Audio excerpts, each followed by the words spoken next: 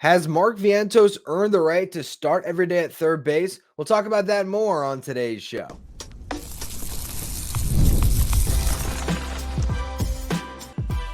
You are Locked On Mets, your daily New York Mets podcast. Part of the Locked On Podcast Network, your team every day. Hello to all you amazing Mets fans. You're watching Locked On Mets, part of the Locked On Podcast Network, your team every day. I'm your host, Ryan Finkelstein. If you want to find any of my work, follow me on X at Finkelstein Ryan. You can also find some of my writing at justbaseball.com, where I work as the managing editor. From brakes to exhaust kits and beyond, eBay Motors has over 122 million parts to keep your ride or die alive. All the parts you need at the prices you want. It's easy to bring home that big win, so keep your ride or die alive at ebaymotors.com. Eligible items only. Exclusions apply. eBay's guaranteed fit is only available to U.S. customers. Now, while the Mets lost again on Tuesday night, I didn't come away pissed off from this one. It's maybe just lowered expectations, but I also think compared to other losses the Mets have endured recently, this was not a horrible game. They actually swung the bats pretty well. We saw, Jeff McNeil with the big game. Francisco Lindor, a couple of hits, hit the ball hard every time. Mark Vientos, huge game. Starling Marte homered. There was contributions up and down the lineup. And while they ultimately lose, it wasn't an 8-0 loss against the Marlins. It wasn't blowing a 4-run lead late. I'm okay with you give up 7 runs and you just keep trying to battle back and you come up a little bit short. It's sad that that's where I'm at, but this was one that did not frustrate me. So take that for what it's worth. Now, Adrian Houser gets a loss here. Did not pitch great, but pitched much better than he has been. So the velocity was up across the board. He was sitting 94 instead of 92 on that sinker. The spin rate was up on all of his pitches as well. Across the first 2 innings, he retired all 6 batters he faced, and he struck out 4. Didn't strike out any after that, and started to run into some trouble in the 3rd inning. He hits Bo Naylor, then gives up a double on a chopper. And, that ball was so fluky the way that it was hammered into the ground. It gets over Pete Alonso's head. The way Starling Marte is positioned in right field, it allows the runner to score all the way from first. So just crazy turn of events. Ball could not have been placed more perfectly. And then it was 2 more doubles allowed after that. Now, there was one double that was a bad pitch for sure. It was on a slider that was supposed to be low and away, and it was just low. Got over the heart of the plate, ripped down the left field line. That was after the chopper. And then Jose Ramirez doubled on a changeup that I really don't think was that bad of a pitch. It was low and away, but Jose Ramirez was all over it, and he crushed it into right center field. It could have been caught, though. Starling Marte went in and then tried to go back on it. Now, it is a double because Marte didn't get a glove on it, and it was scalded. That ball got on Marte in a hurry for a reason. So you don't just absolve Houser of any of the blame on that double, even though it should have been caught. But you have to acknowledge that 1 run probably should not have been on the board. And then a 1-run game ultimately ended up hurting the Mets. Now, Ramirez ends up hitting a 2-run homer in the bottom of the 5th inning on a pitch that was up out of the zone, but he needed that pitch to be a foot out of the zone, not 6 inches out of the zone. And Ramirez covered it no problem. So he really killed them in this game. 6th inning, Houser goes out to face the first batter, issues a leadoff walk. Then they grab Jake Diekman out of the bullpen, who immediately gives up a 2-run homer. So that was the 6th run on Houser's ledger. All told, 5 innings pitched, 6 runs on 6 hits and 1 walk, 1 hit batter, 4 strikeouts, needed 72 pitches. So he was under 70 pitches through the first 5 innings. So really economical, but facing a lineup, 2nd, 3rd time through, you saw how Houser eventually got hit pretty hard throughout this start. So we'll talk about it a little bit more in the next segment if he's going to hold on to a roster spot. But this was definitely an encouraging sign. I wouldn't be thrilled if he got another spot start after this one, although I would understand why the Mets might go that route. And again, we'll talk about it more in a minute. But I'm at least encouraged that he can get big league hitters out. And if he's in a long man relief role out of the bullpen, he might be okay to face the lineup 1 time through, get you, 9 outs potentially, face 9, 10 batters, whatever it is, right? If he goes through the lineup 1 time in a long relief role, I could see Houser being successful in that if he pitches the way it did today. Now, offensively, the Mets had their opportunities in this game. In the fourth inning, Pete Alonso doubled and Brandon Nimmo singled to put Alonso on third base. JD Martinez needs to drive a baseball there to get Alonso home from third on a sacrifice fly. Ends up hitting it shallow. Alonso is caught in between. I understand why he wasn't tagging, because if that ball drops and the center fielder fields it on a short hop, you want to make sure that you can score on the play. So I get it. And if the outfielder catches it and stays on his feet, you have no chance of scoring. It ends up looking bad in the sense that the center fielder had to lay out to catch the ball. And had Alonso been tagging, he probably could have scored. And right there's another run that could have been a big difference maker in this game. But the Mets failed to score in the fourth. Mark Vientos put the first run on the board with a bomb of a home run, 111 miles per hour off the bat, 430 feet against the righty. Vientos getting a start against a right-handed pitcher tonight. And then he starts a 2-out rally in the sixth as well with a double, and then Jeff McNeil homered. Now, going back to that fifth inning, after Vientos' home run, McNeil doubles. Tomas Nido and Francisco Lindor each get hits, with Lindor's driving in McNeil. Guardians go to their bullpen. They walk Pete Alonso to load the bases, and that would have been a huge opportunity to put up a big, big number on the board. And unfortunately, both Brandon Nimmo and JD Martinez struck out in that big spot. So that was a killer. Sixth inning, as I mentioned, you had the 2-run homer from McNeil. McNeil 2 for 4 on the day, and again hit the ball hard in all 4 of his at-bats. So hopefully that has some carryover. Starling Marte hit a 2-run homer in the 8th, but the Mets came up 1 run short. I will note also, before Starling Marte's home run, the Mets were going to have Edwin Diaz pitch in a 7-4 game. 2-run homer, they cut that deficit to 1, and Sean Reed Foley pitches in his place. It's very interesting. I think Ron Darling or Gary Cohen, one of them mentioned this on the broadcast. You're trying to improve his confidence. I wonder how that feels for Edwin Diaz to see Sean Reed Foley as the more valued arm to pitch in a somewhat high leverage spot. But I get what the Mets have to do with that. And that's just the reality of their situation. I think they'll go out of their way to try to make sure that he does pitch in some capacity in the final game of this series before the off day, whether that's a surprise opener, which I doubt they do, or if he's just the first guy out of the pen after Quintana, almost like a spring training outing where the closer comes in after the starting pitcher. I think we'll see Edwin on Wednesday.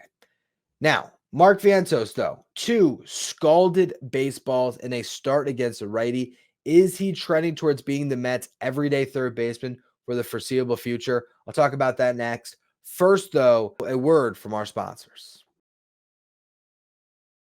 Today's episode is brought to you by Prize Picks. Prize Picks is America's #1 fantasy sports app with more than 3 million members. It is the easiest and most exciting way to get in on the action while you watch your favorite sports and players. You just pick more or less than on 2 or more player stats and watch the winnings roll in. Today, here's what my board is looking like. Pete Alonso, you look at his fantasy score, it's set at 6.5. So I'm taking more there. Now, how you come up with the fantasy score, it's +3 for a single, +5 for a double, +10 for a home run, +2 for runs scored, RBIs, walked, hit by pitch. So if Pete Alonso gets 2 hits and one of them is for extra bases, we're going to hit that more. If he hits a home run or if he hits a double and scores a run, again, we're going to hit that. I'm expecting a big game out of Pete Alonso to close out this series. Also, you can cross over with different sports. So if you're going to watch the Rangers game, you could take Chris Kreider. Maybe it's goals scored. It's set at 1/2. So if he scores a goal and you take more, you win. Or the one I'm taking is shots on goal. So I'll take more on 2.5 shots on goal. If he does that, if Alonso has a big day, I'll have a big day as well. Download the app today. Use the code LOCKEDONMLB for a first deposit match up to $100. Again, download the Prize Picks app today. Use the code LOCKEDONMLB for a first deposit match up to $100. Stay up to date on all the latest in the world of sports by following Locked On Sports Today, streaming 24/7 on YouTube and on Amazon Fire TV channels. Now, the Mets have some roster decisions coming up soon here. It appears like the days of Mark Vientos and Brett Beatty sharing third base are soon going to come to an end. Talked about Beatty's side of this at length on yesterday's show. Mark Vientos gets a start against a righty, and this was maybe an audition, right? Go out there and show us what you can do against a right-handed pitcher. And he excelled, hit a home run, and he doubled. So far on the year, Mark Vientos has gotten 25 at-bats. He has 9 hits. He's hitting .360. He has 3 doubles and 2 home runs. Brett Baty has 136 at-bats on the season. He has 3 doubles and 3 home runs. So it is a considerable difference in the power that you're getting from Mark Vientos, and you need it right now. This lineup looks so much better with Mark Vientos hitting behind JD Martinez. It's like they have a competent group of 5 that they can go to war with day in, day out. Whether you love the Lindor leadoff, Alonso, Nimmo, triumvirate to start your lineup, whether you like that order, if you want them to flip it back to Nimmo batting first, Lindor batting third, if you want to change the lineup altogether, however you look at it, those guys are going to be in there day in, day out. And so is JD Martinez in that DH spot. Having Mark Vientos playing third base, giving you 2 sluggers in the middle of that lineup, it looks really, really good. So for me, it's pretty clear at this juncture, you got to ride the hot hand in Mark Vientos. And it's perfect because, as we talked about on yesterday's show, Brett Baty has things to work on. Brett Baty hasn't played much in AAA. Send him down for a little bit, and then you'll decide down the road what to do. If Mark Vientos isn't hitting enough and his defense is killing you at third base, you could always make a move. If Mark Vientos is only crushing left-handed pitching and Brett Baty starts to hit, maybe you once again want to go short on the middle infielders and call up Baty, or maybe at that point DJ Stewart's not swinging it well and you decide that you have Vientos in the bat off the bench role that Stewart's been filling, and Brett Baty comes back to be your third baseman against right-handed pitching. There are ways the Mets can maneuver this that really are advantageous for both guys, but right now at this juncture, there is no doubt in my mind Mark Vientos should be the starting third baseman of the New York Mets. He should be playing every day.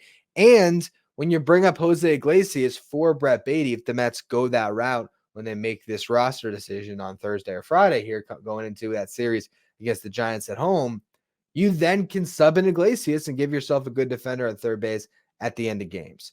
So I think that is the move for the Mets, and that's my expectation at this point, that they will make that move.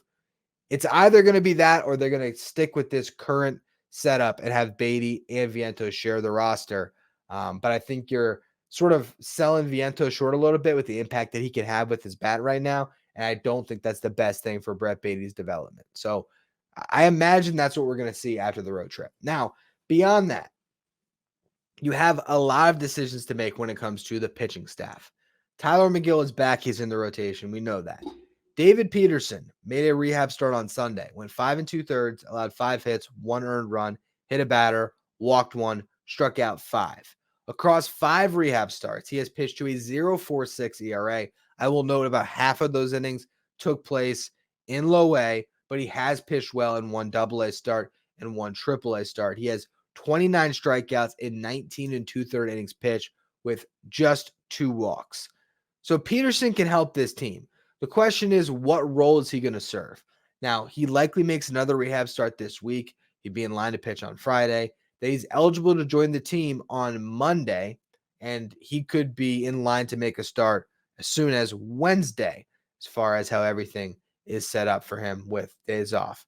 Now, in the upcoming series, it's going to be Christian Scott, Luis Severino, Sean Manaea, and then you imagine Tyler McGill is going to start the first game of the following series on Monday, and Jose Quintana, who's going to start on Thursday, could still start on extra rest because of the off day on Thursday and be the 5th man in the rotation starting game 2. From that point on, though, if the Mets want to give Christian Scott the extra rest again, you're going to need to slot in a spot starter, and it lines up perfectly for David Peterson to make that start on Wednesday.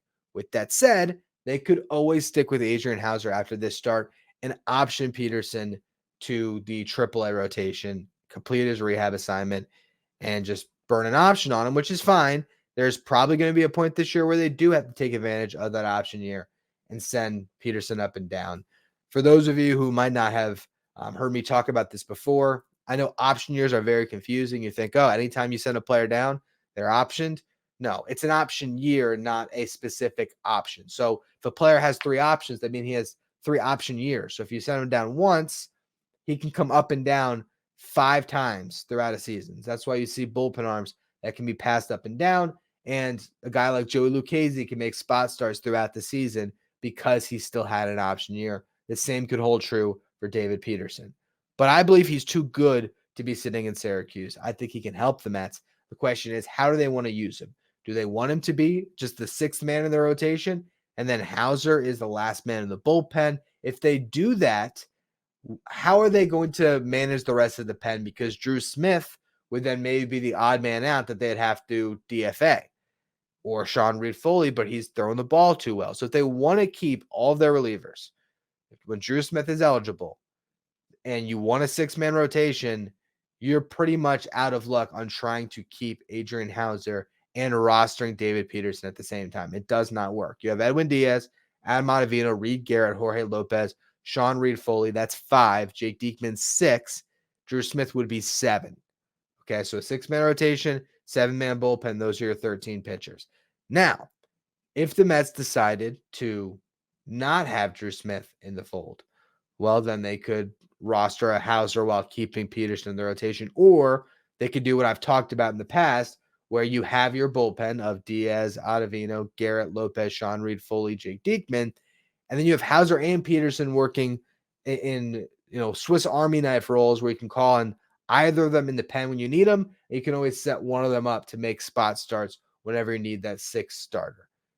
For my money, makes the most sense to just DFA Adrian Houser when Drew Smith is ready and add that extra arm to the bullpen, call up David Peterson or bring David Peterson off the IL next Wednesday and insert him in an ironclad, locked-in 6-man rotation. Here are your guys, and it's Christian Scott, Luis Severino, Sean Manaea, Tyler McGill, Jose Quintana, and David Peterson.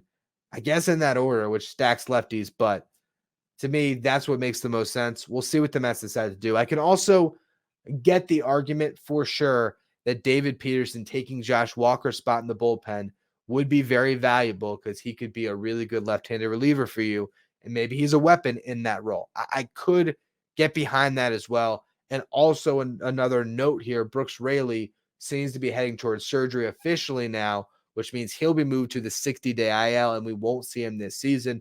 Big loss for the Mets bullpen. What that means for the 40-man roster construction is that would put their 40-man down to 38. So when Peterson comes off the 60, they'd be at 39. And when Kodai Senga comes off the IL, that would put them at exactly 40. So that's sort of all the different mechanisms that we have to talk about as far as what the Mets are doing with this roster. How are they going to put things together? I'm very fascinated what's going to happen tomorrow, if anything. If the Mets want an extra arm in the bullpen and they didn't buy into what we saw from Houser, you can see them make that quick move. I pretty much doubt that they're going to do that. I think he showed enough that the Mets are going to want to hang on to him and see if there's still value there. So they'll probably just stick with this current alignment of a 6-man rotation. And then when Peterson's ready, he's either going to pitch out of the bullpen, or unfortunately, Houser might stick in the rotation after this one. And maybe you have Peterson ready to go to piggyback him. So you have Houser in that start on Wednesday, go the first 4 innings, get to the lineup twice, and then you turn it over to Peterson.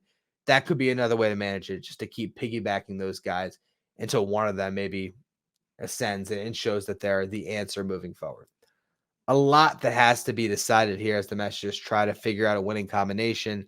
I do think they have more positive solutions on the pitching front than problems, that they're going to be fine there ultimately. The lineup is just one of these things now where you need to see these guys who have track records performing, like Lindor, like Nimmo, Alonso, Martinez, Jeff McNeil. I think all those guys to varying degrees have showed us a little bit of life lately. When you add Mark Vientos' potent bat into that lineup as well, there is the makings of a good lineup. As much as the Mets have been just increasingly frustrating over the past month here, it is worth noting as we look at the wild card standings right now, despite the fact that the Mets are 6 games under 500, they're only 2.5 out of the wild card spot. So nothing is running away from the Mets. If they can string together some good baseball, they can get back in this hunt. And what will really help them is getting their starting catcher back, Francisco Alvarez. I want to discuss the loss of Alvarez and how much it's hurt the Mets, so we'll get to that in just a minute. First, though, a word from our sponsors. Today's episode is brought to you by eBay Motors. Passion, drive, and patience are what brings home the winning trophy. It's also what keeps your ride or die alive. eBay Motors has everything you need to maintain your vehicle and level it up to peak performance. From superchargers to roof racks, exhaust kits, LED headlights, and more. Whether you're into speed, power, or style, eBay Motors has got you covered. With over 122 million parts for your number one ride or die, you'll always find exactly what you're looking for. With eBay's guaranteed fit, your part is guaranteed to fit your ride every time or your money back. Because with eBay Motors, you're burning rubber, not cash. With all the parts you need at the prices you want, it's easy to bring home that win and turn your car into the MVP. So keep your ride or die alive at ebaymotors.com. Eligible M's only. Exclusions apply. eBay's guaranteed fit is only available to U.S. customers. If you're an everyday listener to the show that doesn't want to miss out on all of our coverage of the New York Mets, make sure you become a Locked On Mets insider. This is our texting service where you get messages from me anytime something breaks on the Mets. You can ask me questions anytime. It's also where we send you our lineup graphic each day with the Mets starting 9 texted directly to your phone. And you could also take part in our Locked On Mets signed photo giveaways. So if you want to be a Locked On Mets insider, find the link in the episode description or go to subtext.com/LockedOnMets.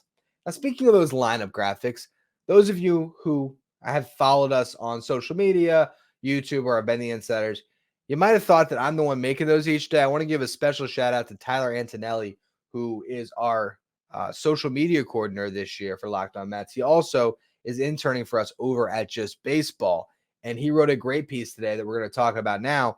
How bad did the New York Mets miss Francisco Alvarez? And there's a pretty clear case to be made that Alvarez's injury has been the line of deviation that you can look at and say, this is what happened. And all of a sudden, the Mets went downhill, because prior to his injury, the Mets were 12-3 in a 15-game stretch. And in games that Francisco Alvarez has played this year, as Tyler points out in the article, which I also will put in the episode description, by the way, if you want to read it. But in games that Alvarez has played, the Mets are 11-5. In games that Omar Narvaez has played, they're 10-12. And shockingly enough, they are 6-14 at the time of the publish of the article. I think probably 6-15 now in games that Tomas Nido has played. That's not necessarily Nido's fault. He's actually playing better baseball as of late. It's more of just the current state of the Mets, and he's been the everyday starter at a time where they've just been, well, not the everyday starter, but clearly the guy is getting more playing time when this team has gone on this tailspin, and I don't blame him for that. But you have to acknowledge the difference between a young stud in Francisco Alvarez and two guys who are backup catchers at this stage of their careers. El Nido's always been a backup catcher, and Narvaez, his days of starting this league are probably behind him. And the way he's looked, he might not even be a backup catcher for much longer. I think if the Mets could have had any value left, or I think if Narvaez, had any value left, the Mets would have dealt him this offseason. But they couldn't find a trade partner. So Nido, who was not on the 40, starts the year in AAA. And when Alvarez comes back, I imagine it will be Narvaez that gets DFA'd at that juncture. But you look at Alvarez's catcher's ERA, and it's a little deceiving. We can't take these numbers at complete face value because he caught a great stretch of baseball for the New York Mets. But Francisco Alvarez, his catcher ERA this year, so that's the ERA that the pitchers have when throwing to Francisco Alvarez, is 2.15. Omar Narvaez is 4.53. Tomas Nido was 4.82 prior to today, so that might have gone up. That's a pretty stark contrast looking at those guys when it comes to ERA. Now, it's a small sample size, particularly with Alvarez. So I did look back when I was editing Tyler's piece at last year to plug that into the article as well. And what you find looking at last year's catcher's ERA is in his first tour of duty, Francisco Alvarez had a 4.23 catcher ERA. Omar Narvaez 4.54. So Alvarez was definitely better in that regard. And pitch framing, he is miles better. Last year, Francisco Alvarez was in the 95th percentile when it comes to pitch framing.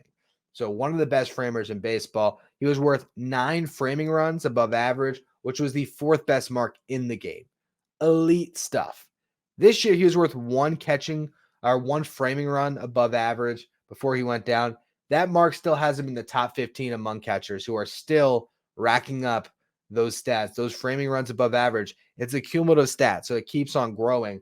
So for Alvarez to be one framing run and still in the top 15, it shows you how good he is and how hard it is to frame in Major League Baseball. So despite being silent for a month, there he is still sort of near the top of the leaderboards. Omar Narvaez, on the other hand, is in the 21st percentile this year for pitch framing. Tomas Nido, slightly better than league average, so that's why he's been catching, but they are not the framers that Francisco Alvarez is. The Mets' walk per nine was still the worst in baseball when Alvarez went down, but they were sitting at 4.06. Since he's gone down, it's at 4.67. So if you have a catcher that's stealing strikes, some of those 3-2 calls are going your way, and instead of a walk, you get a strikeout. That's definitely hurting the Mets. It's not the end-all, be-all. I don't believe that Francisco Alvarez being out of the starting lineup is the only reason why the Mets have struggled, but not having him has hurt this team immensely because not only is he a better defensive catcher than Tomas Nido or Omar Narvaez, which is stunning, by the way, because when he was a prospect, that was always the question. And Alvarez has proved himself more with the glove than the bat in his early big league career. But he also hit 25 home runs last season. And Tomas Nido has still yet to hit 25 home runs in his career. And he has played certainly more games than Francisco Alvarez has. So when you look at the threat that Alvarez possesses in that lineup, it just lengthens things out. It does. And yes, his OPS was like 650 and change when he went down, but we know what he's capable of. And we saw the first week of the season where he was scorching hot. He is streaky, but those streaks happen where he can carry a lineup for a stretch.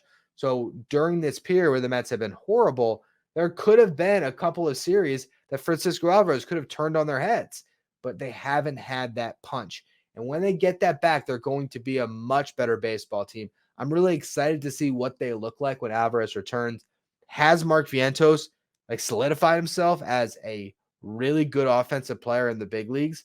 And then all of a sudden you have the power potential of Alonso, of Nimmo showing some more pop, of JD Martinez, who still has a lot more power he can tap into, Francisco Lindor, and then Mark Vientos and Francisco Alvarez, who could drive the baseball out of the ballpark at any time. The Mets could become a very good home run hitting team in the second half once everyone gets right. And that's still what you hold out hope for. They're 2.5 games out of the wild card, as much as it's been so frustrating. If this team can start to click offensively, and then you also get some better pitching out of your rotation, which I think you're trending in the right direction with having Christian Scott there, with Severino Manaea throwing the ball well. Hopefully Quintana has a much better start on Thursday. And now that you're getting healthy with Peterson and McGill, I just think that unit as a whole is going to be better. And just your staff, whether some of these guys filter into the bullpen, that's going to be better. If Edwin Diaz can get back to being himself, the Mets could be in a position where they could have a great month of June, which would be mind-blowing after last year. And they could be right in the thick of things when you get to the deadline. The clock is ticking, but because of how much parity you have in the National League right now, because no one is running away with the race at this moment, one hot week and the Mets are right back in the thick of it. It's just when is that week going to come, and how much farther do they fall under 500 before it happens? You're 6 games under now, so you got to reel off some wins if you want to get closer and closer to being a 500 team or better. Let's see if it all starts on Thursday with Quintana and they can avoid getting swept in Cleveland against a team that is just clearly better than them. I'll talk about the finale of that series on tomorrow's show. Then we're going to start getting into what lies ahead with this next homestand, and also some really exciting pitching performances that have happened this week in the Mets farm system. So a ton to discuss as we close out the week with our final 2 episodes before the weekend. Make sure if you're listening on the audio side, you follow, rate, and review wherever you get your podcast. If you're watching on YouTube, hit that subscribe button. Trying to make a push to 9,000 subs. So I appreciate all of you who continue to subscribe. If you want to follow me on X, you can do so at Finkelstein Ryan. Follow the show at Locked On Mets. Thank you for making Locked On Mets your first listen every day. Now for your second listen or your second watch, head over to YouTube to the first ever 24/7 streaming channel that covers everything in the world of sports. Talking about Locked On Sports Today, which is your place for all of your playoff coverage of the NBA and the NHL. Find Locked On Sports Today streaming 24/7 on YouTube.